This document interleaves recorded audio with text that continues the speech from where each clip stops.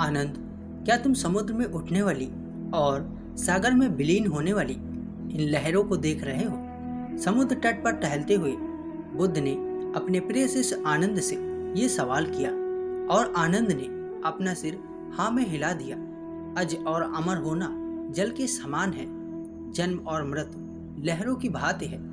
आनंद, लहरें लंबी भी होती हैं और छोटी भी, लहरें ऊंची भी होती हैं और नीची भी, लहरें उठती भी हैं और गिरती भी हैं, किंतु इनका जल जल ही रहता है। जल के बिना लहरों का बनना संभव ही नहीं है। लहरें लौटकर फिर जल बन जाती हैं। लहरें ही जल हैं और जल ही लहरें हैं। हालांकि लहरें उठती हैं, गिरती हैं, किंतु यदि वो समझ जाएं कि हम स्वयं ही जल हैं तो जन्म और मृत्यु की धारणाओं से परे पहुंच जाएं। उन्हें जन्म मरण की चिंता ही नहीं रहेगी, ना भय रहेगा और न ही दुख रहेगा। आनंद को बुद्ध के पास आए अभी ज्यादा समय नहीं हुआ था, इसलिए उसके मन में हजारों सवाल थे। आनंद ने बड़े ही प्रेम से बुद्ध के हाथ जोड़कर प्रश्न किया, हे तथागत, सुनने में तो समझ में आता है कि जीवन और मरण इन लहरों की भांति है, लेकिन इस भाव को आत्मसात कैसे किया जाए? इसको परिपूर्णता में कैसे समझा जाए? कैसे इसे हमारा मन स्वीकार करे ताकि हमारे जीवन से सारे कष्ट दूर हो जाएं? आपके समझाने से मेरे तर्क तो शांत हो गए, लेकिन मेरा मन शांत नहीं हुआ। आखिरकार इस मन को शांत कैसे किया जाए? इसको कैसे समझाया जाए? बुद्ध ने बड़े ही शांत स्वर में कहा कि हमारा मन 18 अंशों से बना होता है। इन 18 अंशों के बिना हमारे मन की कोई भी स्वतंत्र सत्ता नहीं होती।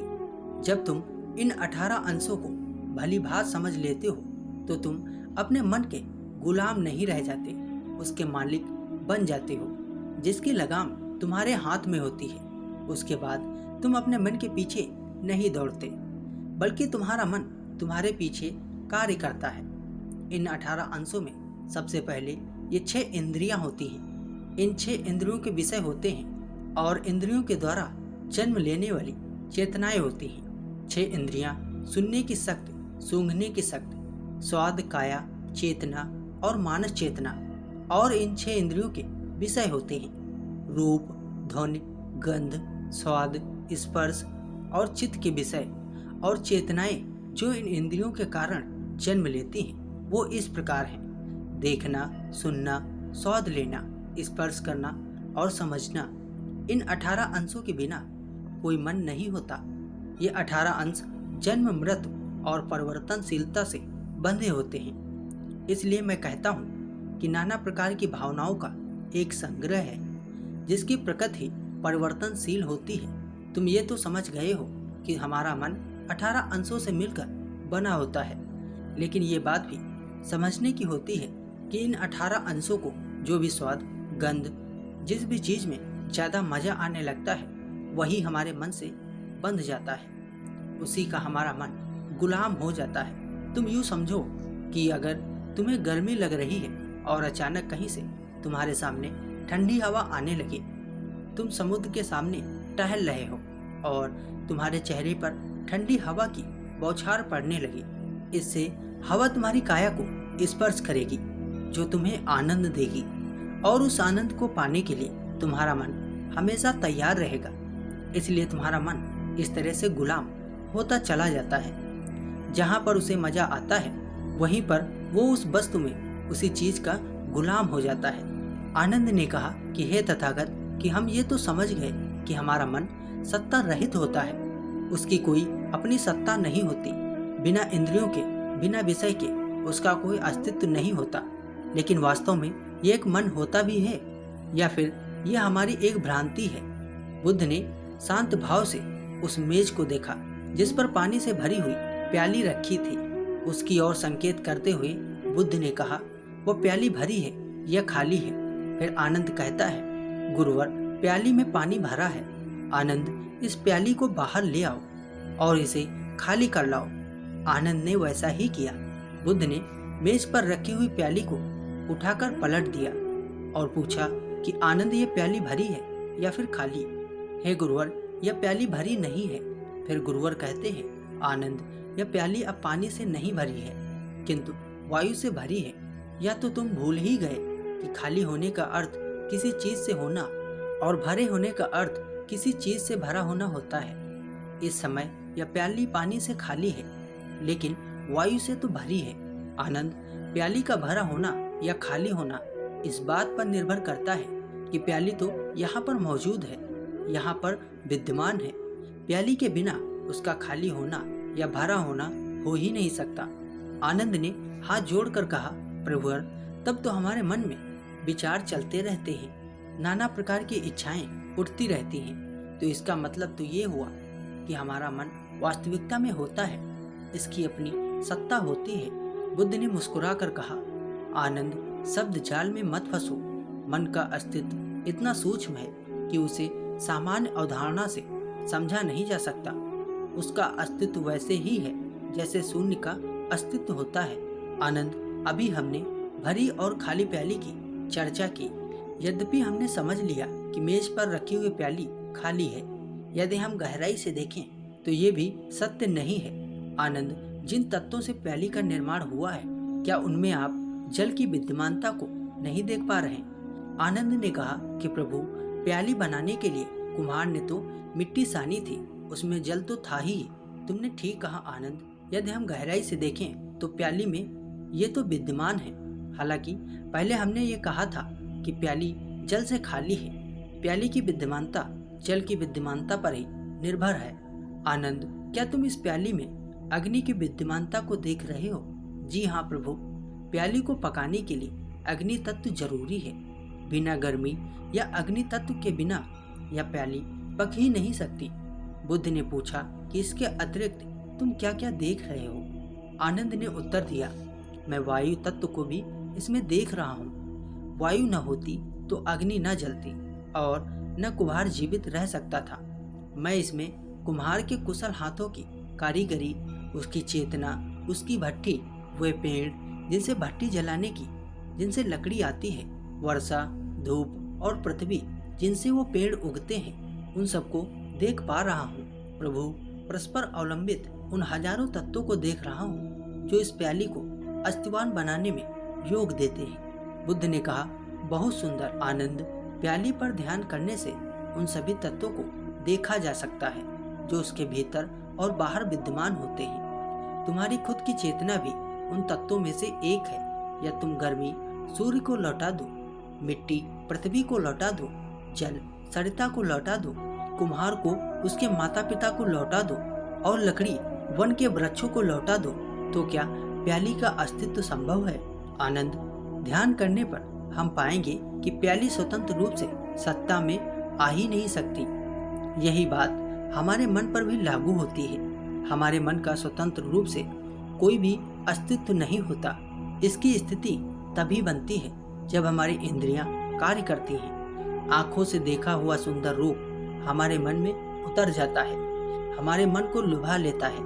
उसी प्रकार अच्छा स्वाद, अच्छे शब्द, अच्छे गीत हमारे मन में हमारी इंद्रियों के द्वारा प्रवेश करते हैं और वह हमारे मन में सत्ता स्थापित कर लेते हैं। लेकिन आनंद, अगर एक आदमी अपनी इंद्रियों के प्रति सजग रहता है, होश में रहता है, पूरे ध्यान में रहता है, तो वो अपने इंद्रियों के द्वारा उसके मन में प्रवेश हो रहे उन विषय को देख पाएगा, जिससे उसका मन गुलाम होता चला जाता है।